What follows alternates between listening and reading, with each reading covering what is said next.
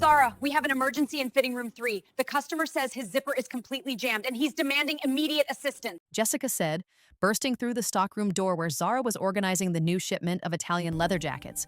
Tell him to figure it out himself. I'm not a mechanic. Zara said without looking up, because the last thing she needed was another rich customer expecting her to solve problems they created by forcing themselves into pants 2 sizes too small. He's been trying for 15 minutes, and now he's threatening to call corporate about defective merchandise. Jessica whispered frantically, and manager James said, "You have to help him because you're the senior sales associate and he specifically asked for someone experienced." Zara sighed and stood up, brushing leather dust off her hands. "Fine. But if this man is being dramatic about a stuck zipper, I'm charging him for therapy costs." She walked through the high-end boutique toward the fitting rooms, her boots clicking on polished concrete floors, and she could already hear a deep male voice, cursing creatively in English from behind the door, marked with a number 3. "Sir, I'm coming in to assist with your zipper situation," Zara announced, knocking twice before pushing open the door without waiting for permission because she'd learned that hesitation only made these situations more uncomfortable. The man standing in the fitting room made her brain malfunction for a solid 5 seconds because he was gorgeous in a way that should be illegal. Sharp jawline, intense gray eyes, and a body that looked like it was sculpted by someone who understood exactly what women wanted. And his pants were unzipped with the zipper clearly caught on the fabric of his black designer boxer briefs, trapping everything in a way that looked both painful and humiliating. "Thank God, someone competent," he said, in a smooth British accent, and his eyes traveled down her body slowly before meeting her gaze with a smirk that was equal parts charming and infuriating. "You're going to help me with my situation?" "Yes." "Your situation looks pretty serious from here," Zara said before her brain could stop her mouth, and his eyebrows shot up before he started laughing. A deep, rich sound that made her stomach do flips. "I like you already," he said, leaning back against the mirror with his hands on his hips like he was posing for a magazine instead of trapped in expensive trousers. "What's your name, beautiful?" "Zara." "And I'm not beautiful. I'm the person who has to fix your zipper." "So let's keep this professional," she said, kneeling down in front of him to examine the situation and immediately regretting every life choice that led to this moment because this position was wildly inappropriate. The zipper was completely tangled in the fabric of his boxers, and the metal teeth had somehow twisted in a way that made it nearly impossible to pull apart without getting very close to areas she absolutely did not want to be close to with a complete stranger. "This is stuck badly," she said, trying to keep her voice steady. "I'm going to have to manipulate the fabric away from the zipper mechanism, which means I'll need to touch certain areas. Touch whatever you need to touch." "I give you full permission," he said, and she could hear the amusement in his voice. Could feel him watching her with an intensity that made her hands shake slightly. "Stop staring at me like that. It's making this harder," Zara snapped, grabbing the zipper pull and trying to ease it away from the fabric, but it wouldn't budge. The metal was completely wedged. "I can't help staring. You're on your knees in front of me looking very concentrated and determined." "It's incredibly attractive," he said, his voice dropping lower. "Has anyone ever told you that you have stunning eyes? Has anyone ever told you that you talk too much for someone whose pants are stuck in a zipper?" Zara shot back, pulling harder on the fabric, and she felt him tense under her hands. "Careful down there, darling. Those are rather important to me," he said. But his breathing had changed, gotten slightly heavier. And Zara realized with growing horror that the situation was affecting him physically. "Are you seriously getting turned on right now?" she asked, her face burning hot. "I'm trying to help you. Can you blame me?" he said with absolutely no shame. "A gorgeous woman is on her knees with her hands on me. My body doesn't know this is a professional emergency. Think about something else. Think about tax returns or your grandmother or rotting fish. Anything to make this stop," she hissed because the situation was getting demonstrably worse and she could feel exactly how much worse through the thin fabric. "I'm thinking about you and it's definitely not helping," he said, and she could hear the smile in his voice. "Perhaps if you used your mouth to hold the fabric while your hands work the zipper mechanism." "I will leave you trapped in these pants forever if you finish that suggestion," Zara threatened, But her hands were shaking now because she actually might need to use her teeth to grip the fabric since the zipper was so tightly wedged. "Then hurry up and free me before I embarrass both of us," he said. His voice strained now, and Zara realized he wasn't entirely joking anymore. This was actually becoming a legitimate problem. She took a deep breath and made a decision. She leaned in closer, using her teeth to grip the fabric of his boxers while her hands worked the zipper pull from 2 different angles. The position put her face dangerously close to him, and she heard his sharp intake of breath. "Christ," he muttered, his hand coming up to brace against the mirror. "You're killing me." "Almost got it," she said around the fabric in her mouth, pulling hard with both hands while simultaneously tugging with her teeth, and suddenly, everything came free with a ripping sound that made them both freeze. "Did you just tear my designer underwear with your teeth?"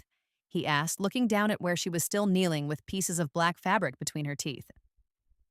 "I freed you, didn't I?" Zara said, spitting out the fabric and standing up quickly, backing toward the door. "You're welcome. That'll be 1 trauma counseling fee plus the cost of new underwear." "Wait," he said, catching her wrist before she could escape. And suddenly they were standing very close, with his pants still half open and her heart racing like she'd run a marathon. "What's your full name?"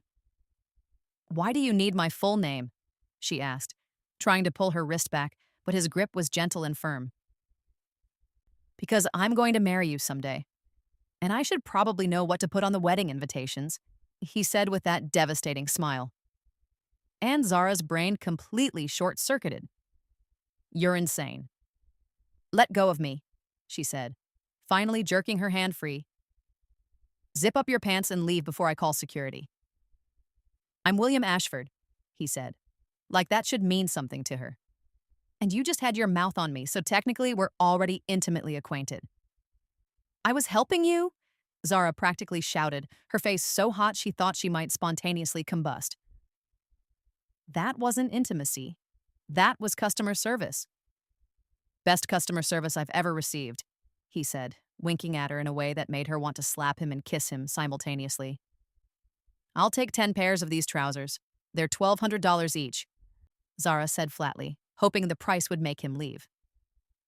"Perfect. Ring them all up and add whatever you want for yourself.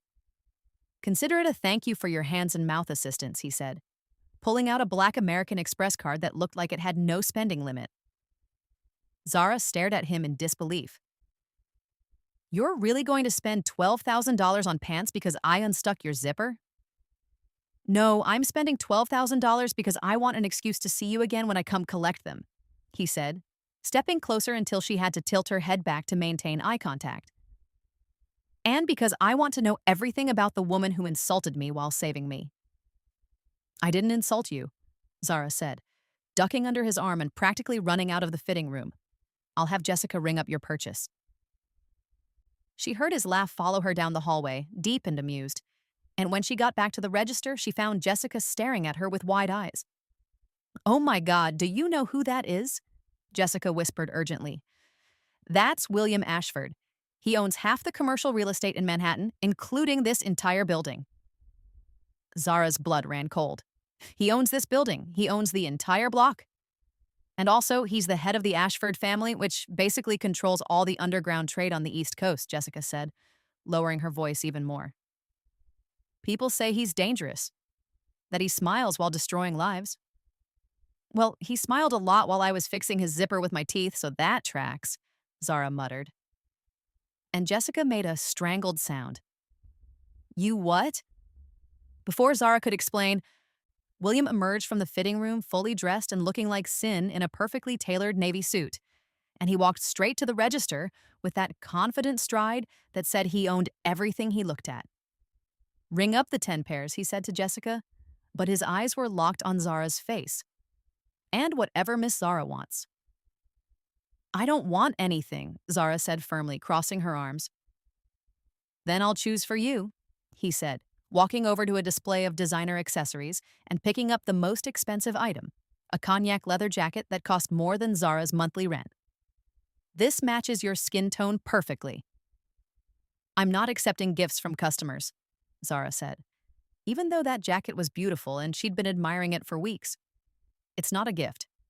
It's payment for services rendered, he said. And the way he said services rendered made it sound explicitly dirty. Unless you'd prefer I pay you another way. Jessica was watching them like she was at a tennis match, her eyes bouncing between them with barely contained excitement. Fine, I'll take the jacket.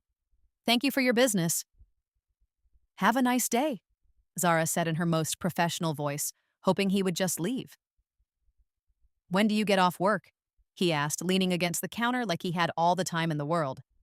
That's none of your business, she said, scanning his items with shaking hands because his credit card transaction showed no decline, no limit, just approved for an obscene amount.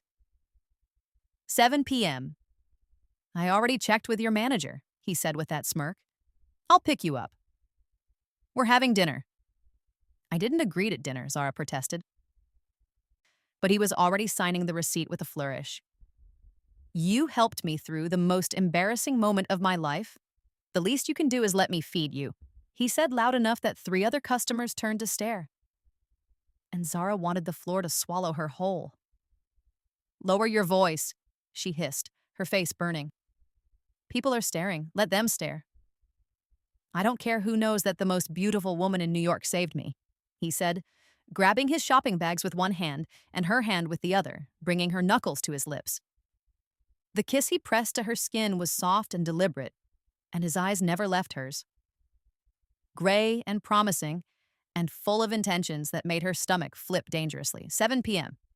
Don't make me come find you, he said against her skin.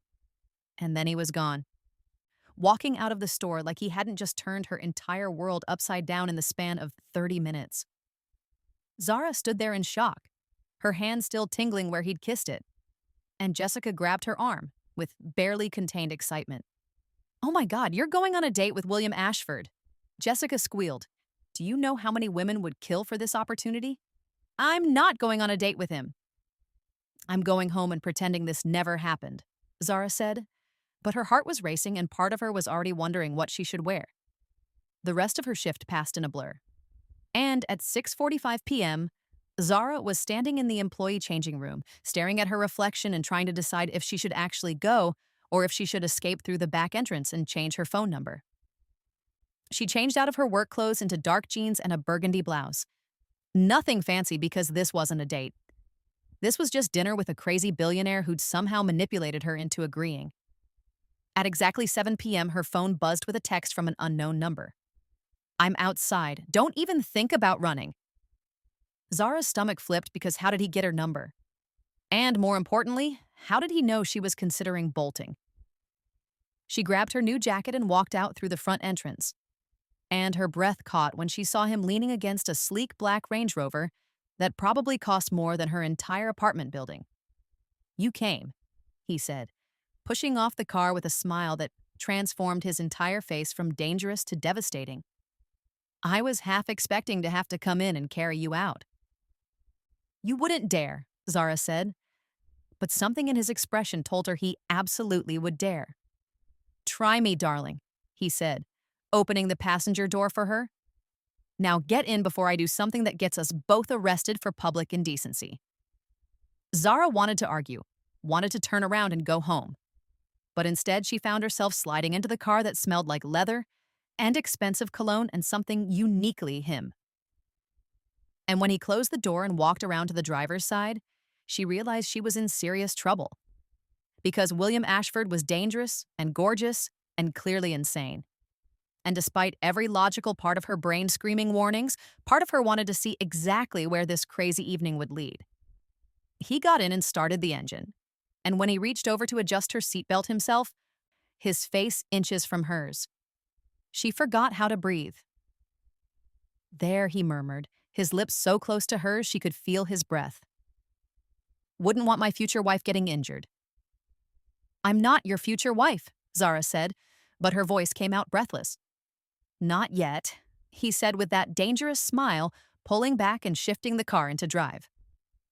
But give me time, darling. I'm very persuasive. As they pulled away from the store, Zara's phone buzzed with a text from Jessica. If you don't come back tomorrow with all the details, I'm never speaking to you again. Zara smiled despite herself and looked over at William, who was driving with one hand on the wheel, and looked like every dangerous fantasy she'd ever had come to life. This was either going to be the best decision or the worst mistake of her entire life. And honestly, she couldn't wait to find out which. They pulled up to a restaurant that looked like it cost a year's salary just to make a reservation. All glass and exposed brick and candlelight and servers in outfits that probably cost more than Zara's entire wardrobe. "I can't afford to eat here," Zara said, staring at the building with growing panic. "I thought you meant like a normal restaurant, not somewhere that probably has a Michelin star." "Good thing I'm paying then," William said, getting out and coming around to open her door before she could protest. "And relax, they know me here. You could eat with your hands and nobody would say a word." "I'm Jamaican American, not a barbarian," Zara said, taking his offered hand because her legs felt shaky. "We invented cuisine while your ancestors were still boiling everything." He laughed that deep laugh that did dangerous things to her stomach. "There's that fire I like." "Keep talking, darling. It's turning me on. Everything turns you on." "You got hard while I was untangling your zipper with my teeth?" She shot back and immediately regretted it when his eyes darkened with heat. "Can you blame me? Your mouth was all over my—" "Don't finish that sentence in public," Zara hissed, smacking his arm as they walked toward the entrance. "People will think we're perverts. I don't care what people think," he said, his hand sliding down to the small of her back in a possessive gesture that made her skin tingle. "Let them think whatever they want." The hostess took one look at William and immediately started speaking in rapid, deferential tones while leading them to a private corner table with a view of the city lights. "A private table, really?" Zara asked as he pulled out her chair. "What happened to normal dating like coffee or movies?" "I don't do normal," he said, sitting across from her close enough that their knees touched under the table. "And this isn't a date, remember? This is payment for services rendered." "You really need to stop saying it like that," Zara muttered, opening the menu and immediately closing it when she saw there were no prices listed. "If you have to ask, you can't afford it. Order whatever you want." "I could buy this restaurant 10 times over and not notice the financial impact," he said, his foot deliberately brushing against her ankle under the table. "Humility is free, though," she said, moving her leg away. But he just moved his closer. "And so is personal space." "Where's the fun in personal space?" he asked, his smile wicked. "I want to be as close to you as possible. Preferably closer than I was when you had your mouth on my—" "Oh, okay, I get it." Zara interrupted loudly, her face burning. "Can we please talk about literally anything else?" "Fine. Tell me about yourself, Zara," he said, leaning back in his chair, but his eyes never left her face. "What's a beautiful Jamaican-American woman doing working retail in Manhattan?" "Living, surviving, paying bills like a normal person," she said, grateful for the subject change. "I came to New York 3 years ago for a fresh start, and retail pays better than you'd think at high-end stores."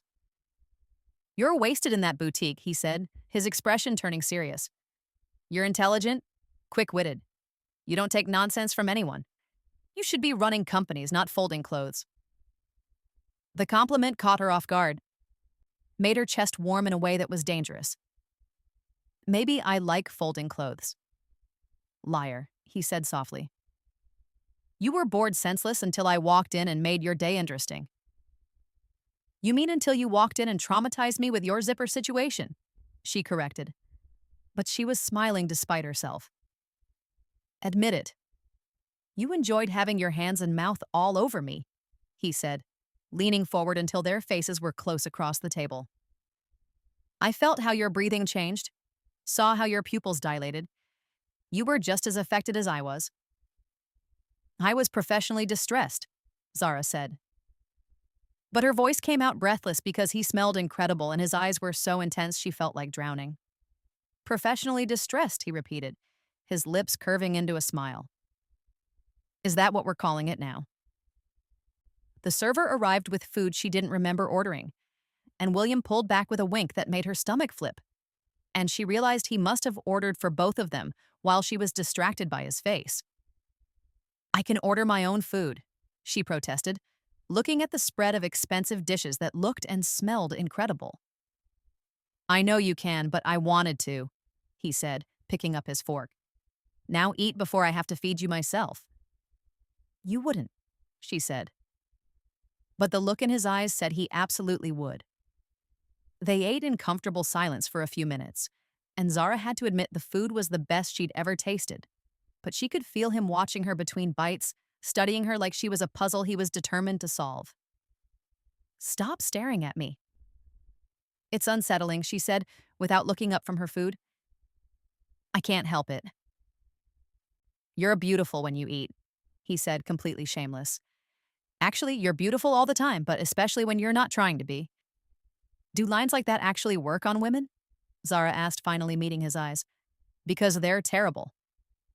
They're working on you, he said with that infuriating confidence. You're still here, aren't you? I'm here for the free food, she lied, and his laugh was low and knowing. Sure you are, darling. Keep telling yourself that, he said, and then his phone buzzed on the table. His expression changed when he looked at the screen. Something dark and cold sliding over his features, and he stood up abruptly. I need to take this. I'll be right back. Don't leave. He walked away with his phone pressed to his ear, and Zara could hear him speaking in clipped, authoritative tones that sent shivers down her spine. She was debating whether she should actually wait or make a run for it when someone approached her table. But it wasn't William.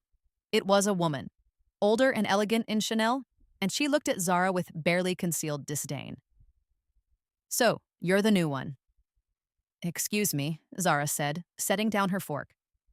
Who are you? I'm Victoria Sterling, William's fiancée, the woman said, and Zara's stomach dropped to her feet. Well, ex-fiancée, technically, but we're working things out. I don't think he mentioned having a fiancé, Zara said slowly, her mind racing because this couldn't be happening. Of course he didn't. He never does, Victoria said, sitting down, uninvited in William's empty chair. He likes to play with pretty ethnic girls before he gets bored and comes back to me. I'm not playing anything, Zara said, standing up. I'm leaving, actually. Good. Save yourself the heartbreak, Victoria said with a cruel smile. Girls like you are just entertainment for men like him. You know that, right? He'll never take you seriously. Girls like me? Zara said, anger flooding her chest hot and fierce. You mean successful, independent women who don't need a man's last name to have value? Victoria's face darkened. You're a retail worker who probably can't even afford the napkins in this restaurant. Don't fool yourself into thinking you're in his league. And you're a bitter woman who has to show up uninvited to your ex's dates because you can't accept he moved on, Zara shot back. Who's really winning here? Why you little? Victoria started standing up with her hand raised, and Zara tensed, preparing to defend herself. But before anything could happen, a hand caught Victoria's wrist and William's voice cut through the tension like a knife. What the hell are you doing here? He asked, his voice deadly calm in a way that was more frightening than shouting. William, baby, I was just... Victoria started, her voice turning sweet. Get out, he interrupted, moving to stand between her and Zara. Get out before I have security remove you forcibly. You can't be serious about this girl, Victoria said, her voice rising with desperation. She's nobody.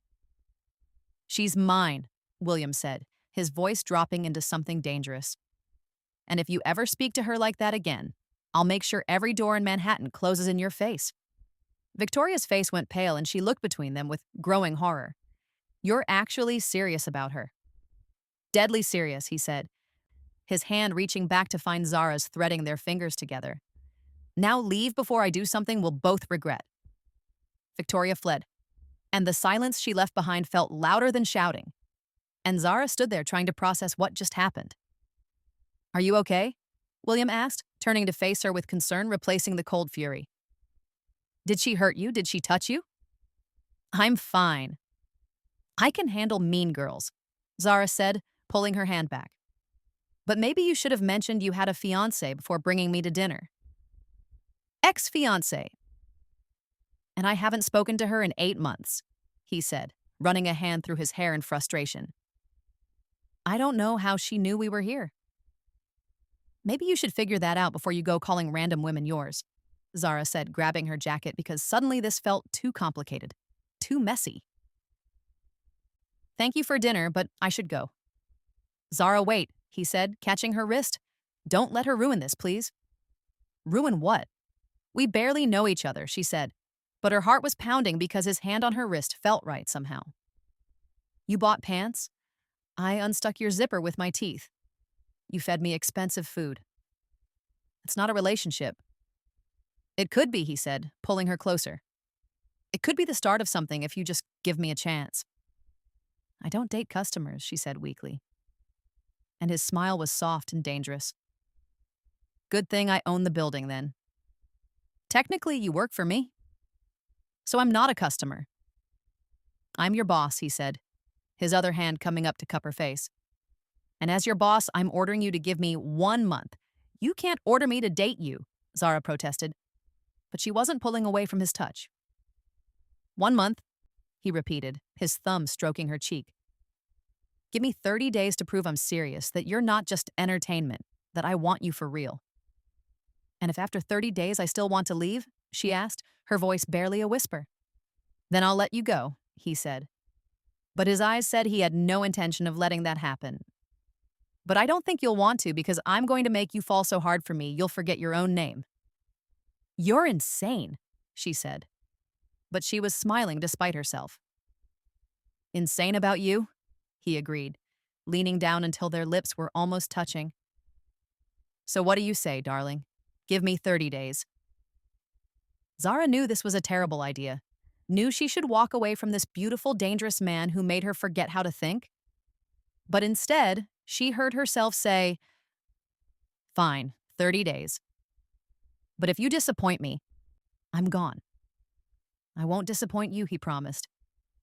And then his lips were on hers, soft and demanding all at once. The kiss started gentle but quickly turned desperate, his hands tangling in her hair while hers fisted in his shirt. And when they finally broke apart, both breathing hard, Zara realized she was in serious trouble. "Come home with me," he said against her lips. "I want to show you my place." "On the first date." "What kind of girl do you think I am?" Zara asked. But she was already letting him pull her toward the door. "The kind who's about to change my entire life," he said with that dangerous smile. And Zara followed him out into the New York night, wondering when exactly she'd lost her mind. They drove through the city in charged silence, his hand on her thigh while she tried to remember how to breathe. And when they pulled up to a building that looked like it touched the clouds, she realized exactly how wealthy he actually was. "You live here?" she asked, staring up at what had to be at least 60 floors of luxury condominiums. "Penthouse," he said simply, leading her inside past security, who bowed deeply. "I like the view." The elevator ride up was torture. Him standing behind her with his chest pressed against her back, his breath on her neck. And by the time they reached the top floor, Zara was ready to combust. The penthouse was massive and modern, all glass and expensive furniture and art that probably belonged in museums. But Zara barely noticed because he was pulling her through the space toward the floor-to-ceiling windows. "Look," he said, turning her to face the view, and Manhattan spread out below them like a galaxy of lights. "It's beautiful," she breathed, and his arms came around her waist from behind. "Not as beautiful as you," he murmured against her ear, and she shivered. "I've been thinking about touching you properly since you had your mouth on me this afternoon." "William," she said, but it came out like a plea instead of a protest. "Tell me to stop," he said, his lips trailing down her neck. "Tell me you don't want this and I'll take you home right now." She should tell him to stop, should put distance between them, but instead she turned in his arms and pulled his face down to hers. "Don't stop." He groaned and kissed her hard, walking her backward until her back hit the window and his hands were everywhere, her waist, her hips sliding under her blouse to touch bare skin. "God, you drive me crazy," he said against her mouth. "I've never wanted anyone like this." "Prove it," she challenged, and his laugh was dark and promising. He picked her up and she wrapped her legs around his waist and he carried her toward what she assumed was his bedroom, kissing her the entire way. But just as they reached the hallway, just as his hand was reaching for the door handle, his phone rang with a tone that made him freeze. "No," he said, his forehead dropping to hers. "No, not now." Answer it, Zara said, even though she wanted to throw his phone out the window. He set her down gently and pulled out his phone, and his expression changed when he saw the screen. I have to take this. I'm so sorry. It's important. It's fine, she lied, trying to catch her breath and her sanity. He answered in clipped tones, his voice immediately shifting to that cold, commanding tone. And Zara could tell from his expression that whatever the call was about, it wasn't good. He hung up after a few minutes and turned to her with genuine regret in his eyes. I have to go handle something business that can't wait. At 11 p.m.? She asked, and something in his expression made her stomach drop. What kind of business, William? The kind I don't want to involve you in, he said, cupping her face. Let me take you home. I promise I'll make this up to you. The drive back to her apartment was tense, and when he walked her to her door, he pulled her into a kiss that felt like an apology and a promise all at once. I'm sorry, he said against her lips. I wanted tonight to be perfect. It was pretty perfect until your ex showed up and your mysterious midnight business call, Zara said, trying to keep her tone light. But I guess that's what I get for agreeing to date a man who owns half of Manhattan. I'll tell you everything eventually, he promised. But right now, I need to keep you safe, and that means keeping you separate from certain parts of my life. That sounds ominous, she said, unlocking her door. It's protective, he corrected, kissing her forehead. I'll pick you up tomorrow after work. Wear something comfortable. Where are we going? She asked, and his smile was mysterious. It's a surprise, but I promise you'll love it, he said, backing toward the elevator. And Zara, dream about me.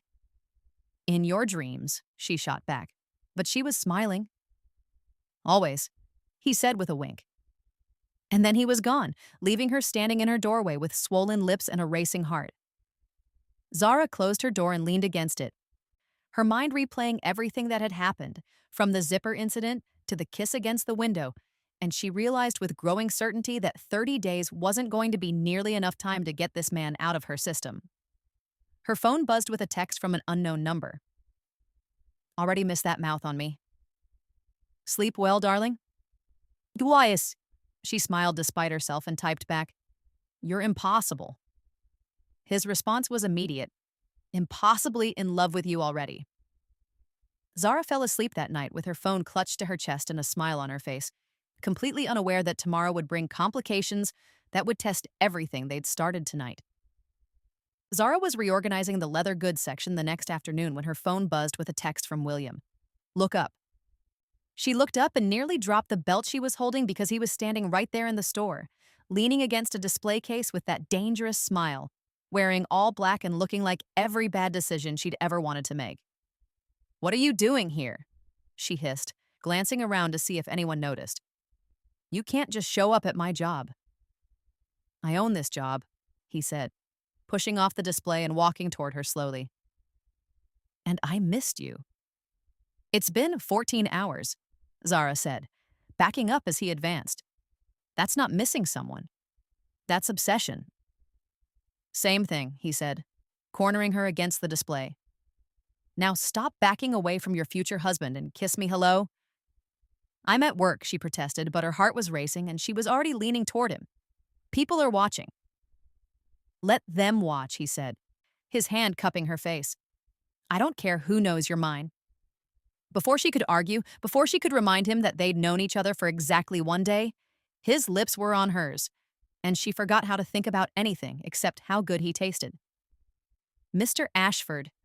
Manager James's voice made them jump apart, and Zara's face burned when she saw her boss standing there looking scandalized. This is highly inappropriate workplace behavior. Fire her, William said casually, his arm still around Zara's waist. What? Zara and Manager James said simultaneously. Fire her so she doesn't work here anymore. Then I can kiss her whenever I want without it being inappropriate workplace behavior, he said, with that infuriating logic. I'll triple her salary and she can work for me directly.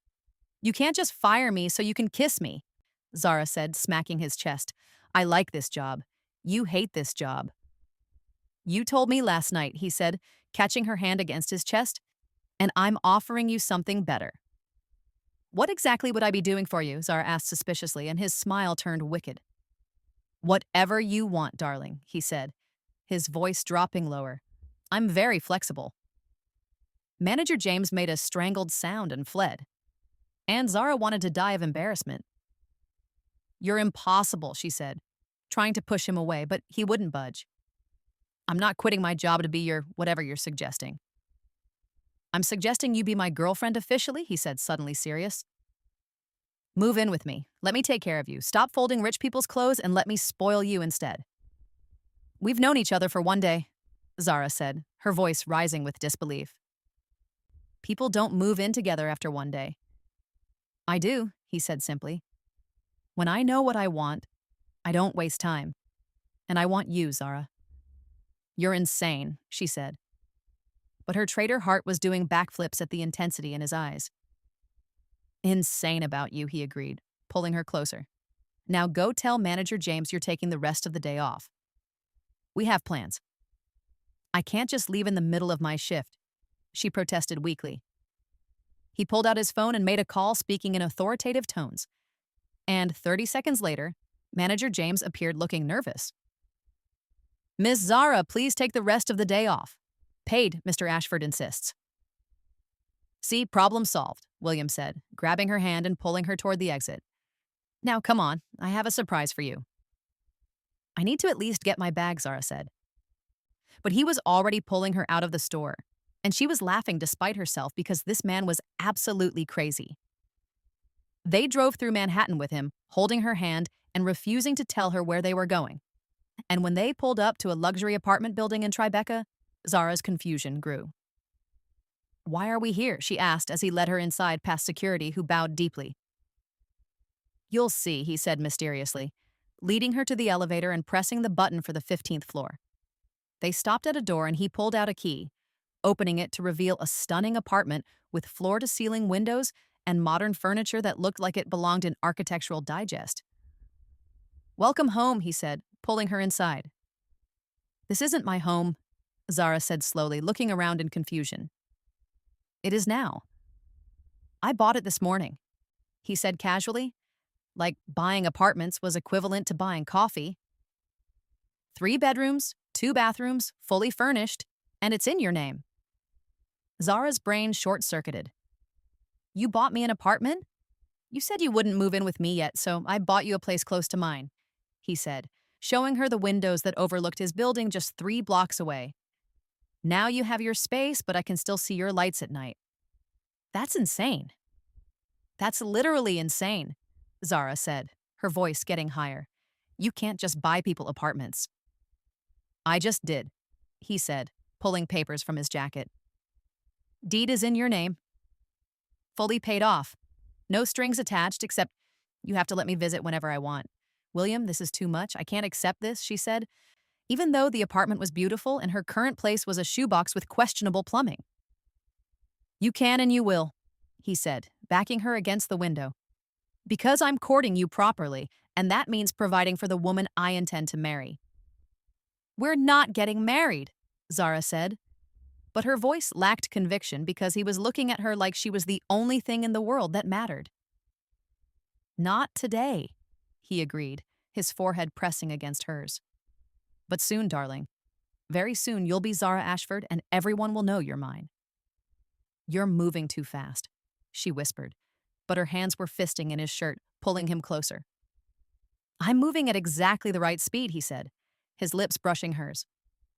Trust me. Before she could respond, before she could tell him he was crazy and she wasn't accepting an apartment, his phone rang with that same urgent tone from last night. Not again, he groaned, pulling back. I'm going to throw this phone in the Hudson River. Answer it, Zara said, stepping back to give him space. He answered, and his expression immediately darkened, speaking in clipped tones that made shivers run down her spine. And when he hung up, he looked genuinely upset. I have to go. Something's wrong with my mother, he said, running his hand through his hair. She's in the hospital. Oh my God, is she okay? Zara asked, concern flooding through her. I don't know. They won't tell me over the phone, he said, grabbing her hand. Come with me. I don't want to leave you alone. William, you should go see your mother. I'll be fine here, she said. but he was already pulling her toward the door. "I need you with me," he said, and there was something vulnerable in his voice that made her stop arguing. They drove to the hospital in tense silence, his hand gripping hers so tight it almost hurt. And when they arrived, he pulled her through the corridors like she was his anchor. But when they reached his mother's room, when the doctor came out to talk to them, everything changed. "Mr. Ashford, your mother is fine. She just had a minor episode of low blood pressure," the doctor said in measured tones, glancing at Zara. "But she's asking to see you alone." William looked torn between relief and something else. "I'll be right back. Stay here." He disappeared into the room, and Zara stood in the hallway feeling out of place until a woman approached her. Older and elegant in Burberry. "You must be the new girl," the woman said in a crisp British accent. And Zara's stomach sank because this felt familiar and terrible. "If you're another ex, I'm leaving," Zara said, turning to go. "I'm his mother," the woman said, and Zara froze. "And you need to leave my son alone." Zara turned back slowly. "Excuse me. You heard me. Whatever game you're playing, whatever you think you'll get from him, it won't work," his mother said, her voice cold. "Girls like you are a dime a dozen. He'll get bored and move on like he always does." "Girls like me," Zara repeated, anger building in her chest. "You mean Jamaican or just not British enough for your standards?" "I mean gold diggers who see a wealthy man and think they've won the lottery," his mother said. "I've seen a dozen of you come and go. You're nothing special." "Then why are you warning me off if I'm nothing special?" Zara challenged. "Sounds like maybe you're worried I'm actually different." His mother's eyes narrowed. "Stay away from my son or I'll make your life in New York very difficult." "Is that a threat?" Zara asked, her voice cold. "It's a promise," his mother said. "I have connections that could get you deported, fired, blacklisted from every establishment in the city." Before Zara could respond, before she could tell this woman exactly where to shove her threats, William emerged from the room and his face went dark when he saw them talking. "Mother, what are you doing?" he asked, his voice deadly quiet. "I was just introducing myself to your friend," his mother said, her tone turning sweet. "We were having a lovely chat." "Liar," Zara said flatly. "She was threatening to deport me if I don't leave you alone." William's expression went from dark to furious in seconds. "You did what?" "William, darling." "I'm just looking out for you," his mother said, reaching for his arm. "This girl is clearly after your money."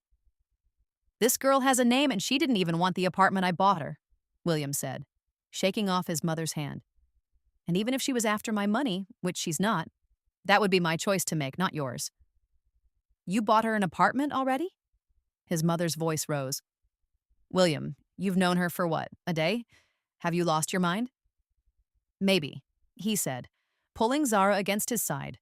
But I don't care. She's mine, and you need to accept that." "I will do no such thing," his mother said, her voice shaking with rage. "I didn't raise you to throw your life away on some foreign." "Finish that sentence and I'll never speak to you again," William interrupted, his voice so cold Zara felt ice in her veins. "Zara is the woman I'm going to marry, and you can either be happy for me or you can lose your son. Choose wisely." His mother's face went pale. "You can't be serious." "Deadly serious," he said. "Now apologize to her, or we're leaving and you won't see me again." "I will not apologize too." "Then goodbye, mother," William said, pulling Zara toward the elevator. "When you're ready to treat the woman I love with respect, you know where to find me." They rode the elevator down in silence, Zara's mind spinning because did he just say, love? And when they got to the car, she finally found her voice. "You didn't have to do that," she said quietly. "That's your mother." "And you're my future," he said, starting the engine with shaking hands. "She doesn't get to talk to you like that." "Nobody does." "William, we barely know each other," Zara said. And he slammed on the brakes so hard she jerked forward. "I know enough," he said, turning to face her with intensity that stole her breath. "I know you make me laugh. I know you don't take my nonsense. I know you're brave and beautiful and kind, and I know that I'd rather lose my family than lose you. That's crazy. she whispered, tears burning her eyes. Then I'm crazy, he said, cupping her face. But I meant what I said in there. I'm going to marry you, Zara. Whether it takes 30 days or 30 years, you're going to be mine. You can't know that after one day, she protested weakly. Watch me, he said. And then he was kissing her desperately like she was oxygen. And he was drowning. They kissed until they were both breathless, until other cars were honking, because they were stopped in the middle of the road. And when they finally pulled apart, Zara realized she was falling for this impossible man way too fast. Take me home, she said, and he looked devastated until she added, to my new apartment. I want to see it properly. His smile could have lit up the entire city. Anything for you, darling. They drove to her new place, and the moment the door closed behind them, they were on each other, kissing and touching and stumbling toward the bedroom neither of them had seen yet. Wait, William said, pulling back when they reached the bed. I don't want to rush this. I want to do this right. Right now feels pretty right, Zara said, pulling him back down. I mean it, he said, catching her hands. You're not just some woman I want to sleep with. You're the woman I'm going to marry, and I want our first time to be special. You're seriously going to be a gentleman now? She asked, her voice incredulous after buying me an apartment and telling your mother off. Especially after that, he said, kissing her forehead. I want to prove I'm serious about you, that this isn't just physical. What if I want it to be physical? She challenged, and his groan was pained. You're killing me, darling, he said, dropping his forehead to hers. But no, we're waiting at least until our third date. This is our third date, she pointed out. Zipper incident, dinner, hospital drama? Those don't count, he said, standing up and pulling her with him. Our first real date is tomorrow. I'm taking you somewhere special. You're impossible, she said. But she was smiling. Impossibly in love with you, he said, pulling her toward the living room. Now, let me show you all the features of your new apartment. Oh, he spent the next hour showing her everything. The walk-in closet already filled with clothes in her size, the kitchen stocked with Jamaican ingredients he'd somehow found, the bathroom with a soaking tub that made her blush. How did you do all this in one morning? She asked, overwhelmed. I'm very motivated, he said, wrapping his arms around her from behind. And I have excellent people who don't ask questions. That sounds ominous, she said, leaning back against his chest. A little, he admitted, but it's all legal mostly. Mostly, she turned to look at him. William, what exactly do you do? His expression shuddered slightly. I run businesses, investments, real estate, some international trade. That's the vaguest answer I've ever heard, she said, pulling away. And your mother mentioned connections, and you disappeared for midnight business. What aren't you telling me? He was quiet for a long moment, and Zara's stomach sank because she knew she'd known since Jessica told her about the Ashford family, but she'd been ignoring it. I do things that aren't always strictly legal, he finally said, meeting her eyes. I have businesses that operate in gray areas. I have connections to people who do worse, and yes, technically, I'm what people call organized crime, though I prefer businessman with flexible ethics. Zara should have been scared, should have run, but instead she just nodded. Okay, he repeated, clearly expecting more reaction. I mean, I kind of figured when Jessica mentioned the smiling while destroying lives thing, she said. And honestly, after the day I've had, finding out my boyfriend is in organized crime is not even in the top 3 crazy things that happened. Boyfriend, he asked, his face lighting up. You just called me your boyfriend. Don't let it go to your head, she said. But she was smiling. And for the record, I'm not okay with you destroying people's lives, but I also grew up in Brooklyn, so I'm not naive about how the world works. God, I love you, he said, pulling her into a kiss that made her toes curl. You don't love me. You barely know me, she protested against his lips. I know enough, he said, and I'm going to spend the rest of my life proving it to you. Her phone buzzed and she pulled away to check it, and her face went pale when she saw the message from an unknown number. Tell your boyfriend to watch his back. What's wrong? William asked immediately, seeing her expression. She showed him the message and his face went hard. Someone's threatening me through you. Who would do that? She asked, fear creeping into her voice. Someone who wants to get to me, he said, his mind clearly racing. Someone who knows hurting you would destroy me. Maybe I should leave, Zara said quietly. Maybe your mother was right. Being with you is dangerous. No, he said firmly, pulling her close. You're not leaving. You're safer with me than anywhere else. I'll protect you. How can you protect me from threats we can't see? She asked, and he cupped her face in his hands. Because I'll burn down this entire city before I let anyone hurt you, he said with such conviction she believed him. You're mine, Zara, and I protect what's mine. Before she could respond, his phone rang again. And this time, when he answered, his face went completely white. What? When? He said in English, and Zara's stomach dropped. I'll be right there. He hung up and turned to her with fear in his eyes. Someone broke into my penthouse. They left a message for me. What kind of message? Zara asked, dread filling her. A photo, he said, showing her his phone of you leaving work today. Zara stared at the photo at herself walking out of the store, holding William's hand and smiling, and she realized with growing terror that someone had been watching them. Who's doing this? She whispered. I don't know, he admitted, but I'm going to find out. And when I do, they're going to wish they'd never been born. William insisted she stay at his penthouse that night, surrounded by security who appeared out of nowhere like shadows. And Zara realized exactly how deep she'd fallen into his world when she didn't even argue. I need to find out who's doing this, he said, pacing his living room like a caged animal while she sat on the couch watching him. Someone close enough to know about you. Someone with access to my building. Your ex seemed pretty upset, Zara offered, and his head snapped toward her. Victoria wouldn't have the connections to pull this off, he said, but his expression said he wasn't entirely sure, but I'll have someone check her movements anyway. Or your mother, Zara said quietly, and his jaw clenched. My mother plays dirty, but she wouldn't threaten you directly, he said, sitting beside her and pulling her into his lap. She knows I'd never forgive her. So who then?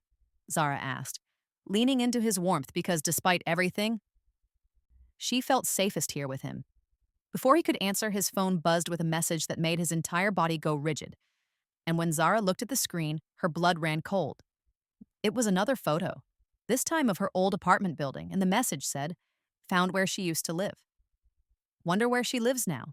They're looking for you, William said, his voice deadly calm. They want to use you to get to me.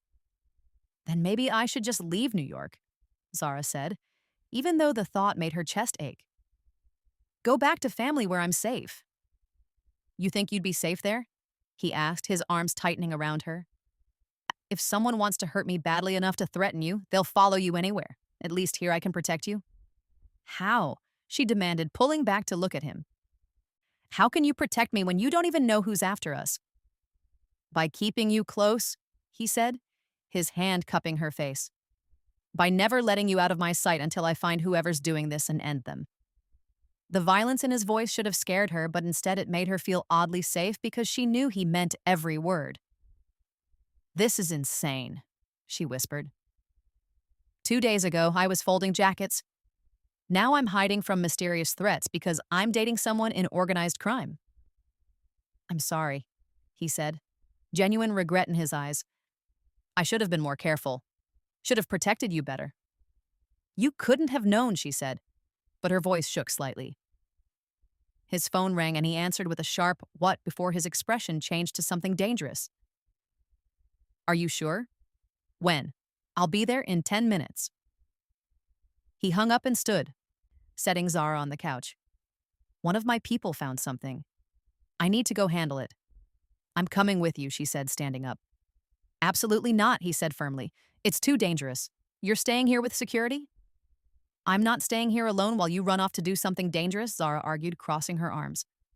Either I come with you or I'll follow you anyway. You're impossible, he said. but she could see him wavering. "And you love it," she said, grabbing her jacket. "Now let's go before whoever it is gets away." He muttered something under his breath that sounded like cursing, but grabbed her hand and pulled her toward the elevator. And 10 minutes later, they were pulling up to a warehouse in Brooklyn that looked abandoned. "Stay in the car," William ordered, but Zara was already getting out. "Not happening," she said, and his frustrated groan made her smile despite the situation. They walked into the warehouse together, his hand gripping hers tight, and what they found inside made Zara's jaw drop. Victoria was restrained to a chair in the middle of the empty space, makeup running down her face, and William's security surrounded her looking grim. "She admitted to hiring someone to follow you." One of the men said in measured tones, glancing at Zara, said she wanted to scare Miss Zara away. "You did this?" William asked, his voice so cold it made Zara shiver. "You threatened her." "I love you," Victoria sobbed. "I've loved you for years, and you threw me away for her. Some nobody who doesn't understand your world. She understands me better than you ever did," William said. "And threatening her was the stupidest thing you've ever done. What are you going to do to me?" Victoria asked, fear finally showing through her anger. William was quiet for a long moment, and Zara could feel the violence radiating off him, could see his people waiting for orders to do something terrible. "Let her go," Zara said quietly, and everyone turned to stare at her like she'd lost her mind. "What?" William asked, clearly shocked. "Let her go," Zara repeated, walking forward until she was standing in front of Victoria. "She's pathetic and desperate, but she's not worth ruining your life over." "She threatened you," William said through clenched teeth. "She put you in danger, and now she knows what happens when people threaten me," Zara said, turning to look at Victoria with cold eyes. "She knows that I'm not going anywhere, that I'm stronger than she thought, and that you'll never look at her again without seeing this moment." Victoria's face crumpled, and Zara felt something like pity mixed with satisfaction. "Let her go," Zara said again, looking at William.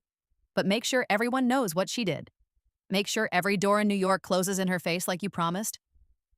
His smile was slow and dangerous and full of pride. "Have I mentioned that I'm going to marry you?" "Once or twice," she said. And despite everything, she was smiling. He turned to his people. "You heard her. Release Victoria, but spread the word about what she did. Make sure everyone knows she's not to be trusted." Victoria was released, and she stumbled toward the exit. And before she left, she turned back to Zara with hatred in her eyes. "You'll regret this, both of you." "The only thing I regret is wasting time on you," William said, pulling Zara against his side. "Now get out before I change my mind and let my people handle you their way."